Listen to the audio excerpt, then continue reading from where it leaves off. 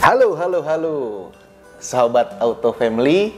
Ketemu lagi bersama saya Anang Nurdiansyah, masih setia di Auto 2000 Cilandak. Dan spesial hari ini adalah event Ngopi 2000, yaitu ngobrol virtual Auto 2000 yang diselenggarakan serentak hari ini Sabtu 23 April 2022 jam 16.30. Dan tentu aja buat Auto Family yang lagi kepengen cari kendaraan baru dengan promo yang sangat menarik menjelang Hari Raya Idul Fitri, jangan ragu gabung di acara ini. Karena di kesempatan hari ini akan ada penawaran menarik dari kita Auto 2000 Cilandak untuk sobat Auto Family semua yang melakukan pemesanan kendaraan hari ini. Nah, oke. Spesial hari ini saya ditemenin dengan Bapak siapa, Pak? Sumarmin. Bapak Sumarmin. Tentu aja mungkin sobat Auto Family udah sering ngelihat saya dan Pak Sumarmin nih.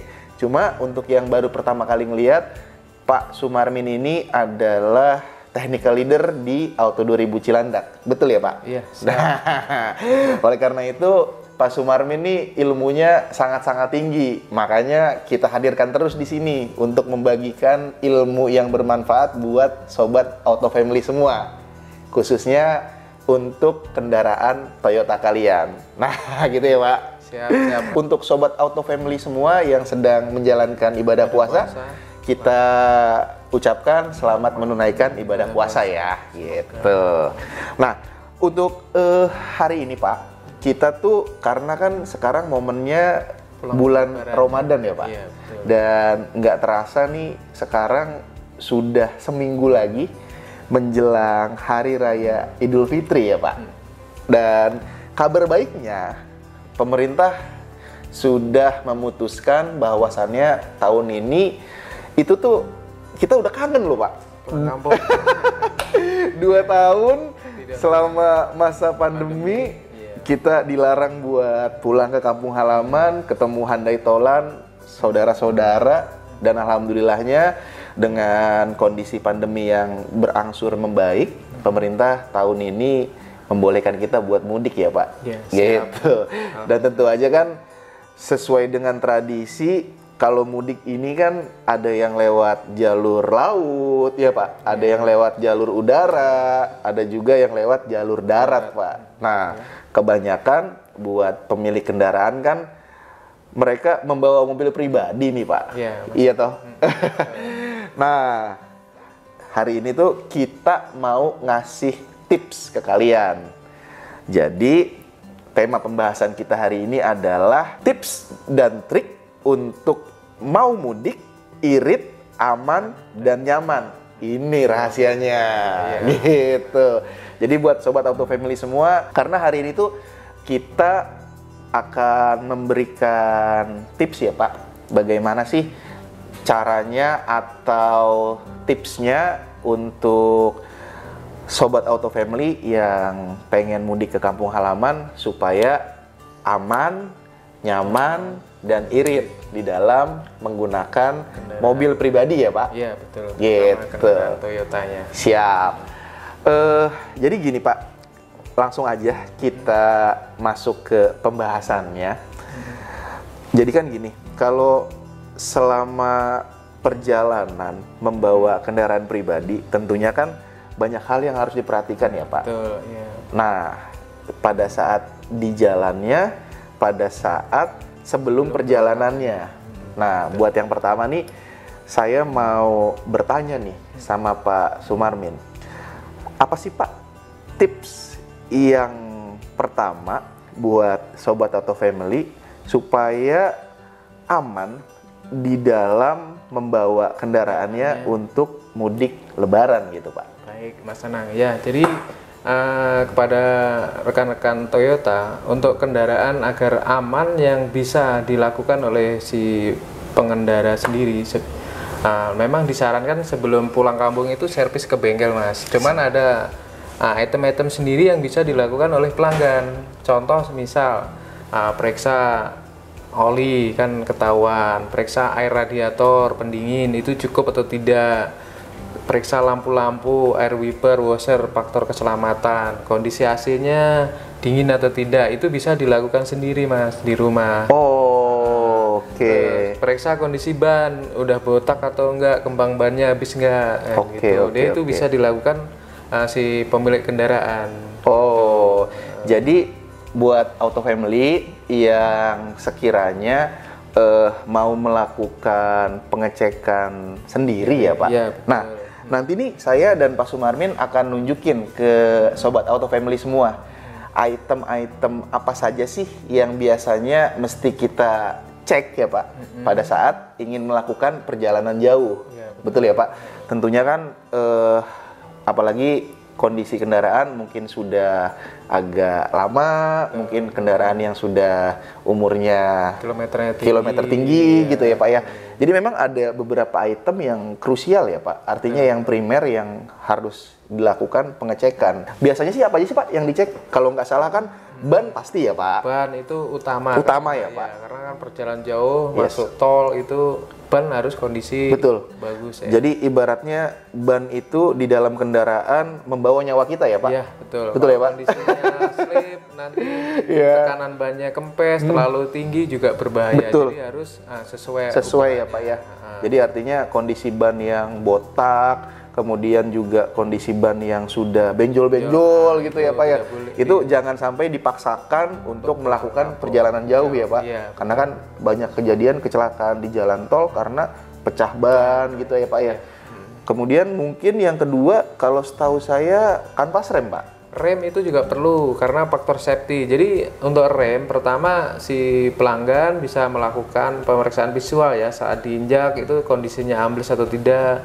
Saat laju sebentar di rem itu pakem atau tidak.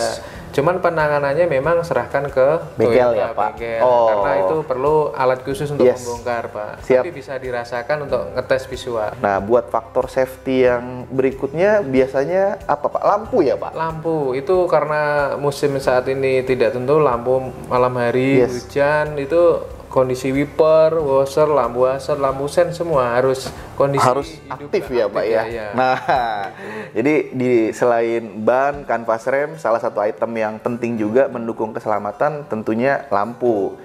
Jadi kan kalau tiba-tiba begitu malam kalian nggak sadar lampu kalian mati kan itu berbahaya banget ya Pak ya.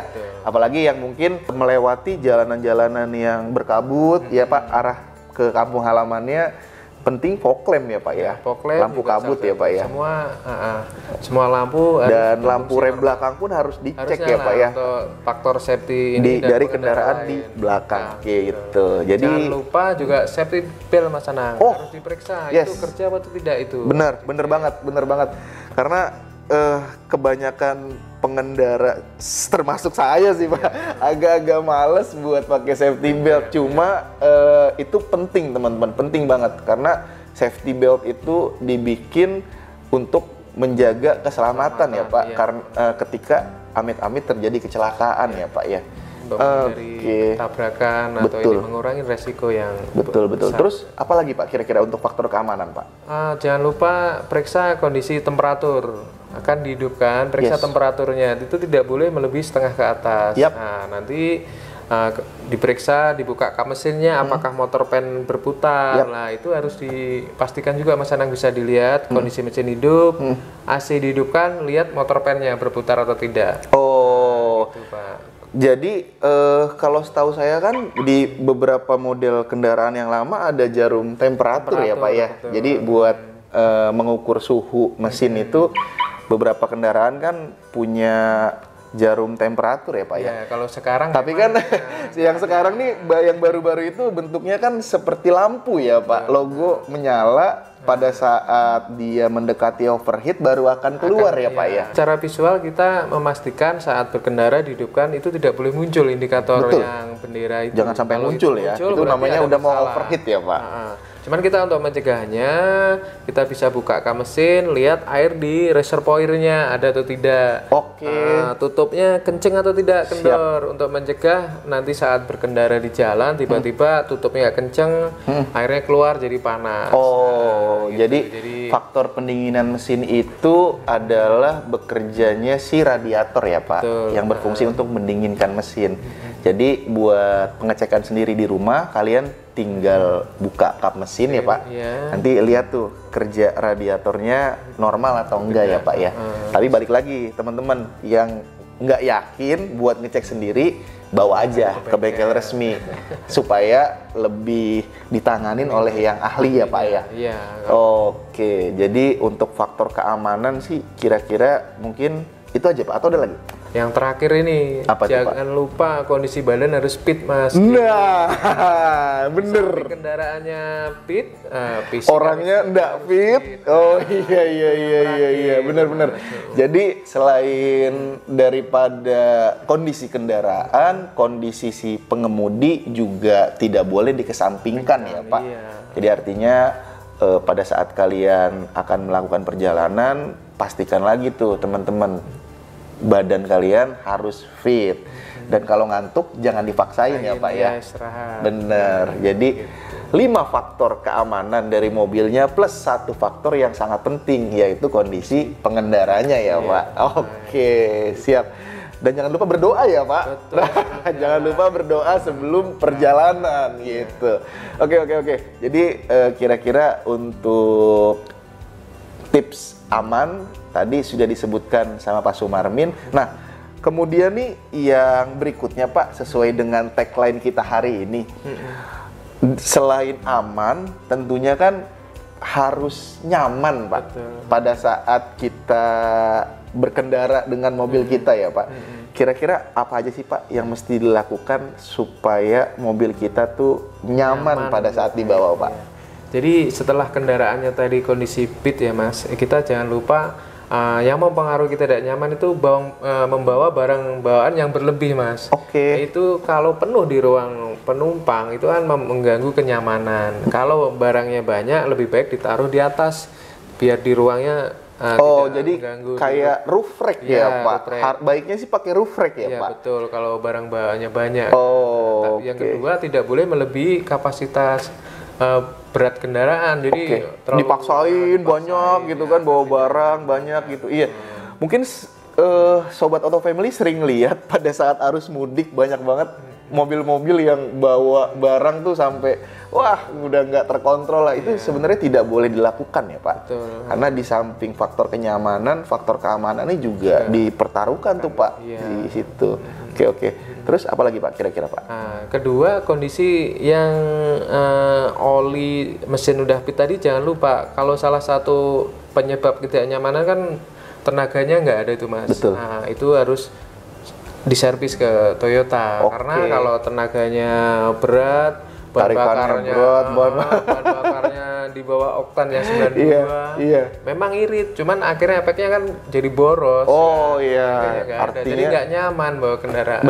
Bener. Jadi artinya mau balik lagi sih, kondisi mobil yang nggak fit itu ya kita juga sebagai pengendara akan ngerasa nggak nyaman ya Pak ya.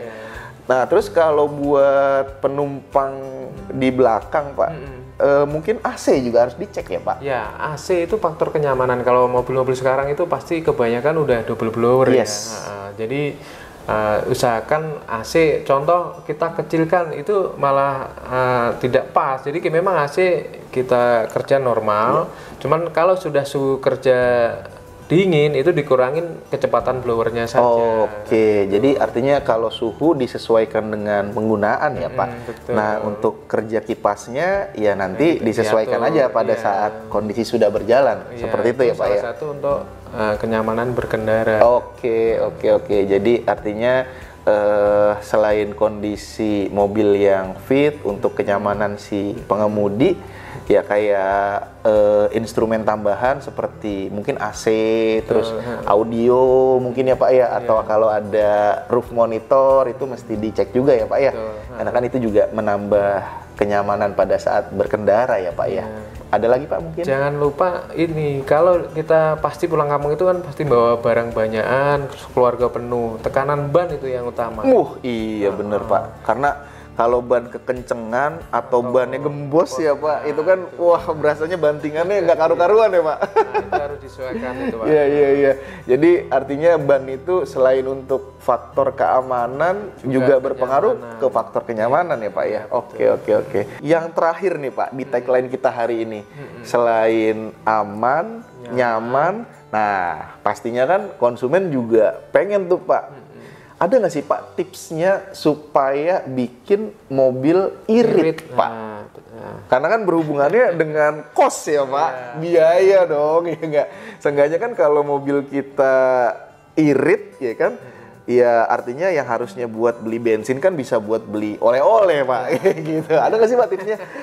Gimana caranya? Gini Mas Anang, bicara masalah irit ya, sebenarnya kalau kendaraan itu servisnya dengan rutin ya, ikutin acuan dari buku servis oleh pabrikan 6 bulan atau 10.000 servis, maka kendaraan itu akan terjaga optimal. Maka biaya yang tidak terduga itu udah diantisipasi. Pertama tadi sebelum mudik lebaran ya kita harus melakukan servis ya. Mungkin olinya udah lama gak diganti, harus ganti oli mesin, oli transmisi, filter udara, busi untuk efisiensi bahan bakar. Kalau itu udah rutin dilakukan, pasti performa kendaraan kan pasti irit ya. Kedua, bahan bakar nih Mas. Kalau bahan bakarnya di bawah oktan yang ditentukan, itu tenaga mesin kan akan berat ya. Tenaga mesin berat, tenaga nggak ada, akhirnya akan boros, jadi tidak irit. Jadi pengertian iritnya itu kayak gitu ya Pak ya. Orang irit beli bensin yang murah gitu kan, tapi ternyata efeknya tenaganya berat, akselerasinya nggak ada, jadi pemakaiannya akan berlebih juga ya Pak ya. Jadi ambil contoh gini guys, misalkan mobil kalian tuh direkomendasikan dari pabrikan harus menggunakan oktan 92 Pak. Maksain nih misalkan pakainya oktan di bawah 90 gitu kan. Nah jadi kan itu sebenarnya nanti konsumsi bahan bakar itu akan lebih boros dikarenakan tenaga mesin ya Pak, nggak optimal ya Pak ya. Oh gitu. Jadi kita sarankan ya Pak, kalian gunakan bahan bakar tuh sesuai dengan rekomendasi ya Pak ya. Betul. Gitu. Jadi kalau memang oktan 92 ya udah pakai aja 92. Ya walaupun lebih mahal sedikit ya nggak sedikit juga sih Pak sebenarnya sekarang kan karena baru aja kenaikan nih. Cuma gini guys, Sobat Auto Family mesti pikirkan juga untuk impact ke belakangnya ya Pak.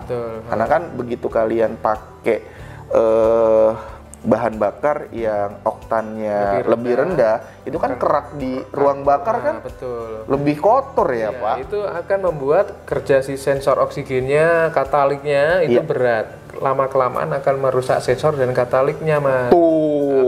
Biaya perbaikannya bisa lebih mahal ya Pak ya. Itu yang benar. Yang kedua Mas jangan lupa untuk irit ya saat berkendara udah di tol itu mungkin dengan kecepatan konstan gas di RPM-nya mungkin nggak lebih dari 2000, kecepatan 80-90 itu kerja si mesin kan ekonomis tuh. Nah itu juga bisa irit Mas. Kalau kita berkendara jalan kosong kita becek ya bahan bakar. Benar. Jadi faktor yang kedua adalah kaki Sobat Auto Family mesti disekolahkan ya Pak. Jadi gini guys, ini memang salah satu tips ya dari saya sering ngobrol juga sama Pak Sumarmin. Semakin tinggi RPM, semakin besar juga konsumsi bahan bakar yang akan dikeluarkan ya Pak. Jadi baiknya itu sebenarnya kalau di jalan kosong kita berkendara secara konstan, RPM-nya dijaga ya Pak ya. Jadi nggak usah yang ngebut terus mundur, ngebut gitu terus ya itu akan menyebabkan konsumsi bahan bakar juga akan lebih boros ya Pak ya. Oke. Kemudian ada lagi nggak Pak tipsnya yang biar bisa bikin mobil lebih irit? Terakhir kalau irit ya karena ini momen pulang kampung Mas, ini harus direncanakan pulang kampungnya, hindarin pas puncaknya macet Mas. Ini iya benar. Kalau puncaknya macet, ini pasti iya.